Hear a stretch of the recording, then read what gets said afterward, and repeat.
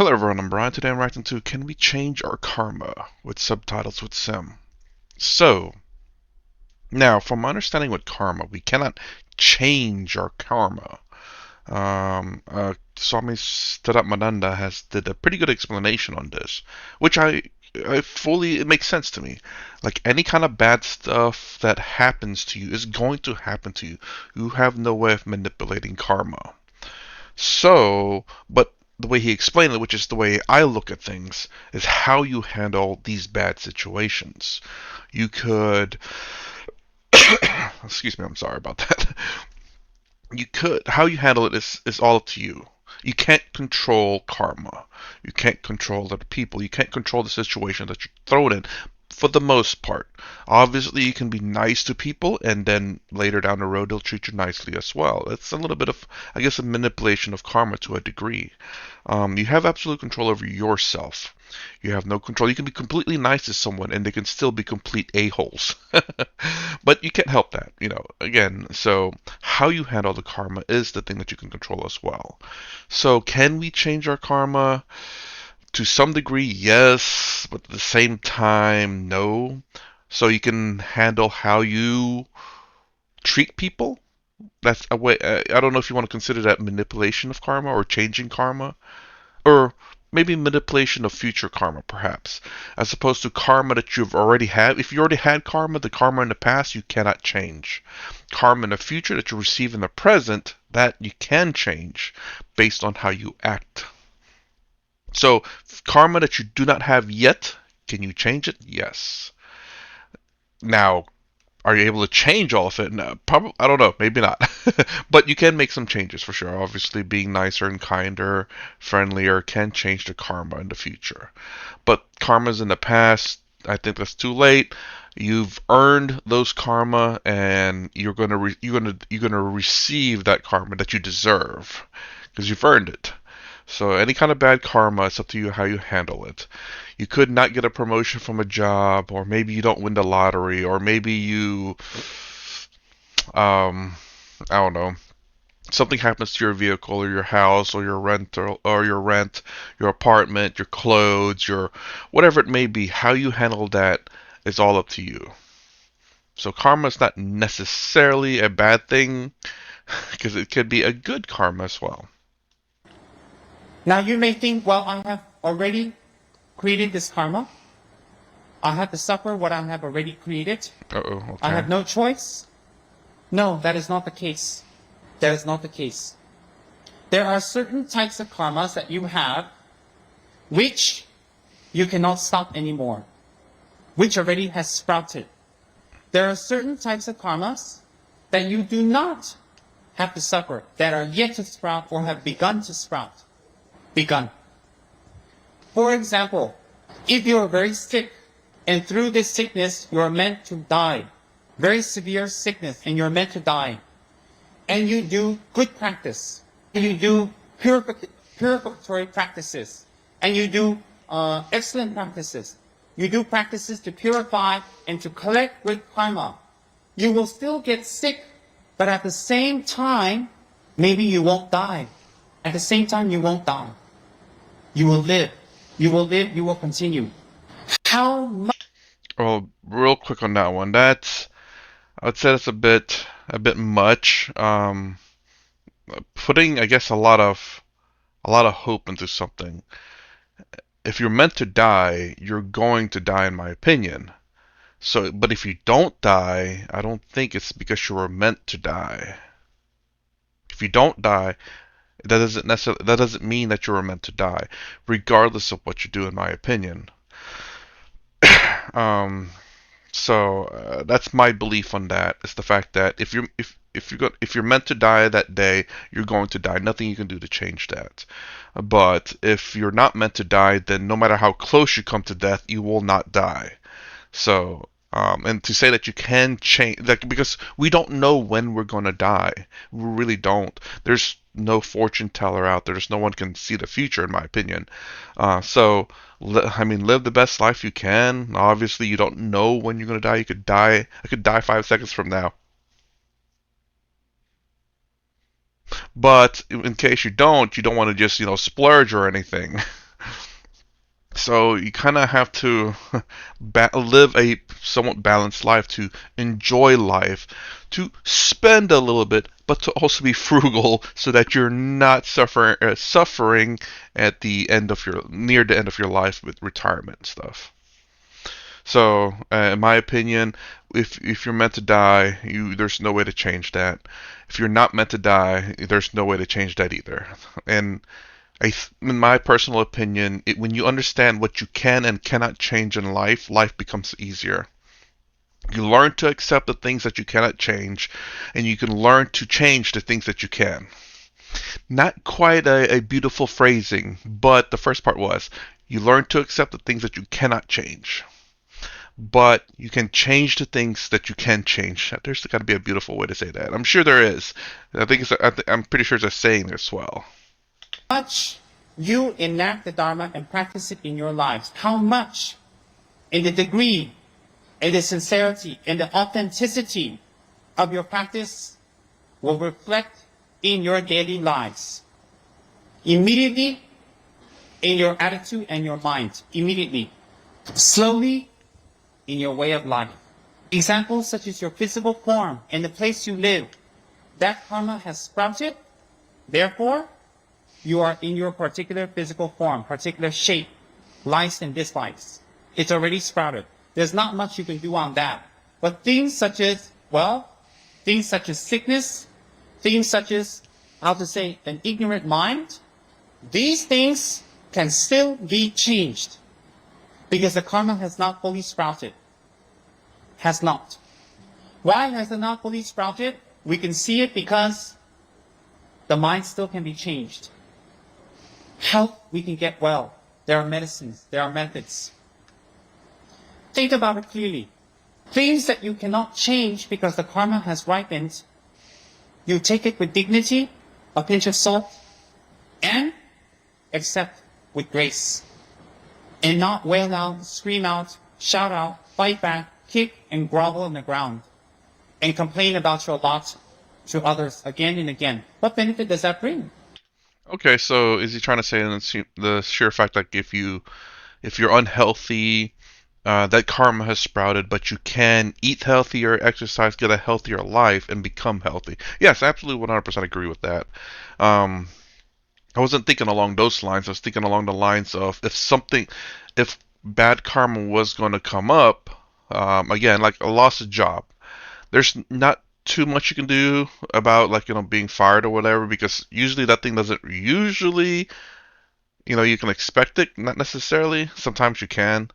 Like if you've been a pretty bad worker, you can kind of expect to be fired. But if you've been a good worker, but just the company has hard times and have to let you go because you're a new hire and they want to keep their people who has been there for longer because they have seniority, that's a bit of a different story. Something that obviously you did not see coming. It's not necessarily what the company wanted, but because obviously they're not making money, so they have to let go of some people. Those kind of things where you can't really make a change, and it's something that you didn't expect coming up. But of course, like your health, if you want to make more money, like you're not making a lot of money, so you think that's bad karma, so you want to make more money, you can make changes to those things, absolutely. Whereas things that you can change, you do something about it, Hmm. but you do it the right method. If you're having financial difficulties and you're having financial problems, as an example, don't shout and scream and talk about it and advertise it. Do something about it, but do something about it on two levels, on a spiritual level and on a worldly level. The spiritual level is to meditate on miserliness and the defects and the disbenefits of miserliness. And therefore, your mind starts to detach itself from miserliness. Therefore, cutting off future potential to suffer poverty. On a worldly level, you do not do crooked business. Lie about your products, lie about your skills, lie about what you have or not done. You should pursue what you're doing in a worldly way honestly. There's a terrible phrase then that I'm about to tell you guys. It's called fake it until you make it. It has been said a few times and has actually worked, but definitely does not go along the lines of this. Essentially, fake it till you make it means lie that you can do something until you can actually do it. Um, so like if you someone says, "Oh, I need someone who's very good at this," and you say, "I'm very good at that," even though you're really not, and then you get the job, you're like, "Okay, now I have to learn this." with effort, with enthusiasm. And then through those two methods, you can make a change in your situation. If you have problems and difficulties, and they are the result of negative karma due to negative actions, how can you again further your situation with more negative actions, thinking that if I do this and I get my lump sum of money, I will do good actions? Not possible. Illogical. Good actions create good results. Negative actions create negative results. If you have a negative result now and you perpetuate it with further negative results, hoping to get positive results, it is illogical. You cannot plant an orange seed and wait for an apple tree. And when the apple tree comes up, what happens? Excuse the term, you're plain stupid. If you do business, as an example, and I apply that to all your life, anything in your life, if you do it with negative intention, negative method, or positive method, negative intention, you will not get positive results. Temporarily, maybe you get some money. Temporarily, maybe you get some relationship or friends or comfort. But ultimately, you will suffer. I was wondering what he means by positive results and negative intentions, and I was trying to think of what's an example of one. The first thing that kind of came to mind whenever he said it was friends, where you lie. Actually, there's another story. Anyways, where you lie that you do something just because you want to be friends with them, and you find out something that's a commonality. There's a good intentions. You want to be friends with them, but you have good intentions. Sorry, you have good results, but well, the intention is supposed to be friends, which is good. So, okay, that is oh, good results. As in like maybe scheming, I guess. Like you lie to people. Good results. You lie to people to say that you're going to make money. You take their money, and then you run off with it. Good results, but negative intentions. Perhaps that's an example for that. Now and in your next life. So how can negative action bring about positive results? It is not logical. It has no basis. You can ask any spiritual denomination, anyone in the world who has any type of logic, any spiritual teacher, any religious teacher, any religion, if you ask, that will be correct. How can negative methods bring about positive results? How can small negative things and little bit of positive things mixed together bring about a fully positive result? It cannot.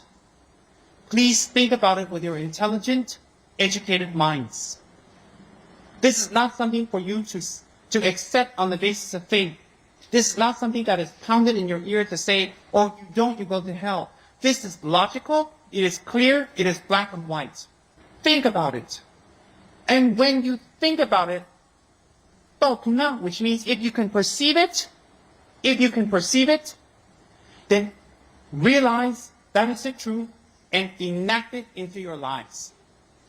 Apply it into your lives. Immediately. Not tomorrow. Not after the next business deal. Immediately. And any negative actions you have collected from your previous lives, and in this life that you have done negatively, you do not have to suffer the results. You do not. You definitely do not have to suffer the results. Any actions that have been accrued from killing, stealing, sexual misconduct, lying, divisive speech, hurtful speech, idle gossip, covetousness, malice, holding wrong views. Any of those actions based on those 10 root negativities that you have done in your life, this life and previous life, whether you remember or not, you do not have to suffer the results. You do not. On what basis? Karma is impermanent. Therefore, it can be changed. It is not permanent. All phenomenon is impermanent. Therefore, karma is phenomenon, one type. Logically, you can change that karma. You can redirect it. If we have a huge snow mountain and lots of snow, and that year unusually lots of snow has fallen, and the sun has been unusually more hotter, and more snow has melted. 80, 90 kilometers down the mountain, there's a small village which usually enjoys the river to be more, flowing or more during that season. But this year, there's danger that it becomes wiped out by a flood. If those people take preventative measures, they can avoid destruction.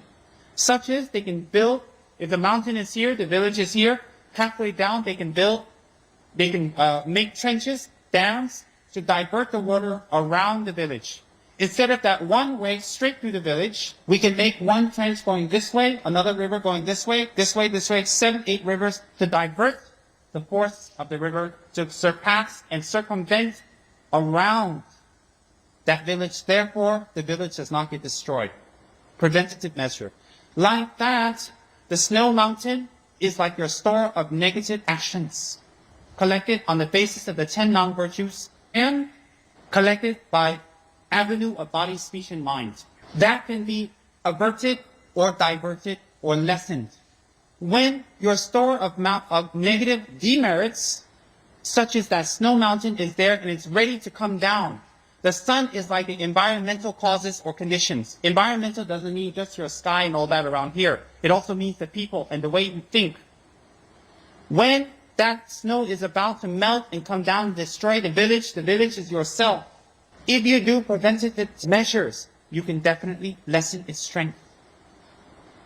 Definitely, you can lessen its strength. By that, you did not push the water up. You did not dry up the water. You did not destroy or burn up the water. Evaporate it. Like that, you cannot make disappear your karma. You cannot destroy your karma. You cannot avoid your karma, like that river. Like that, we can lessen the karma, lessen the effects. How? By purificatory practices. What purification practices?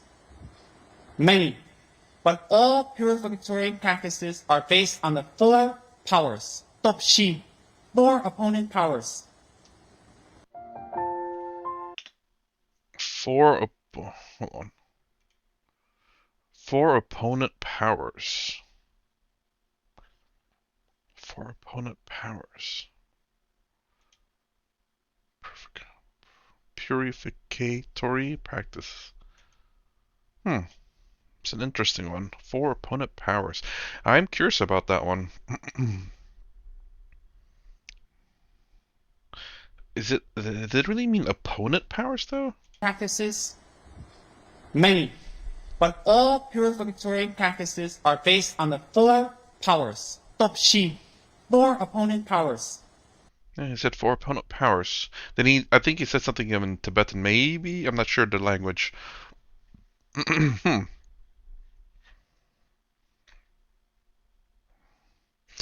So it sounds like how you handle the karma, um, it almost sounds similar to that of what I've learned in Advaita Vedanta in terms of how you're going to receive your karma regardless. And that's something he said a little bit towards the end there. You cannot change your karma.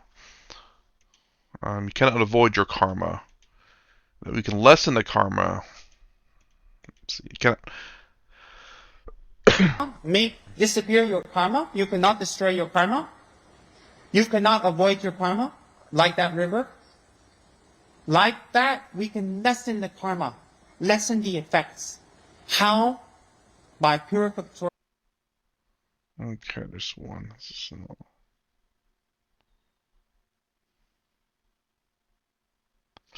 Oh, and I definitely. Oops.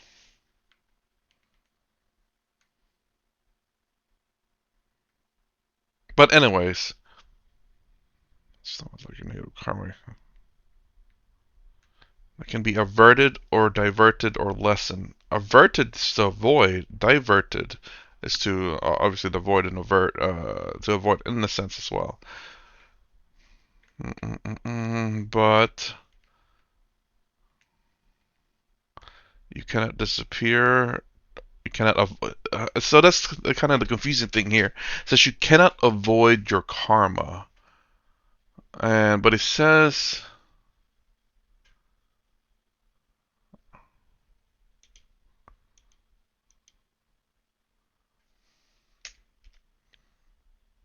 yeah. So lessening it does it's not avoiding it. You're just well lessening it. uh, cannot destroy. Where does it say that at? Lessen strength. You can have less yourself in the way of environmental cause conditions. That's not about it's there. So, 10 on virtues. I'm going past it now, I think. Oh, right here it is. You can build, you can make trenches, dams that run straight through the village. Yeah. Divert the force of the water. Divert is avoiding it because lessening would be the idea where you you send some of the water away, but still some of the water is coming to divert, which generally speaking, I think the word is used to completely change the flow of the water, where it's no longer going one way, but completely diverted.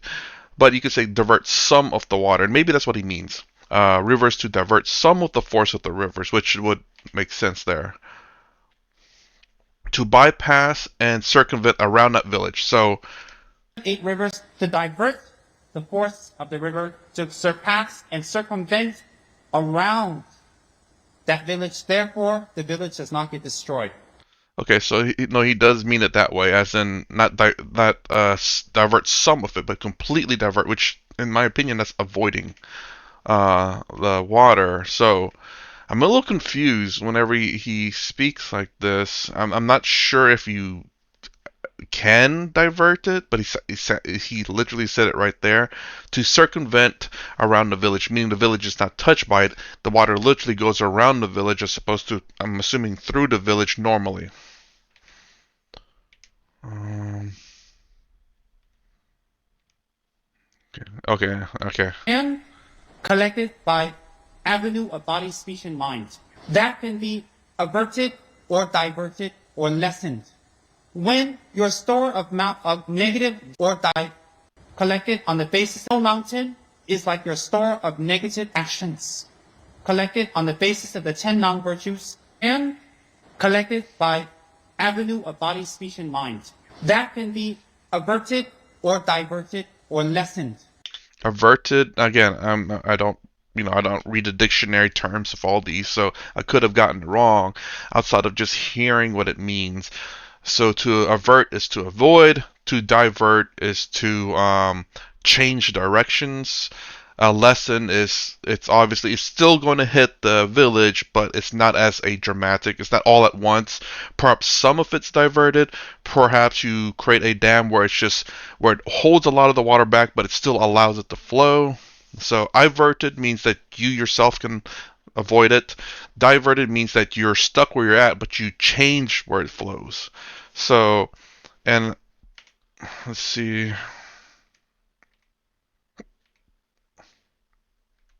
So I can agree with the preventative measures.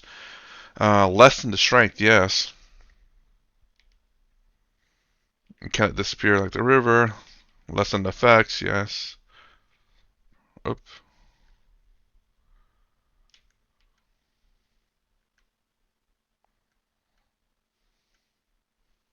You can definitely lessen its strength. Definitely, you can lessen its strength. By that, you did not push the water up. You did not dry up the water. You did not destroy or burn up the water. Evaporate it. Like that, you cannot make disappear your karma. You cannot destroy your karma. You cannot avoid your. But the last one here is like you cannot destroy it. Obviously, you cannot disappear it. Weird word to say. I think he really meant just destroy, or maybe remove. I'm not sure. But avoid is a bit of a different one. It contradicts a bit with what it says there. So I don't think he means it that you're avoiding your karma. But again, I think the main message that he's trying to set, from my opinion, is that there are ways to handle your karma, and you don't have to handle it perhaps all at once.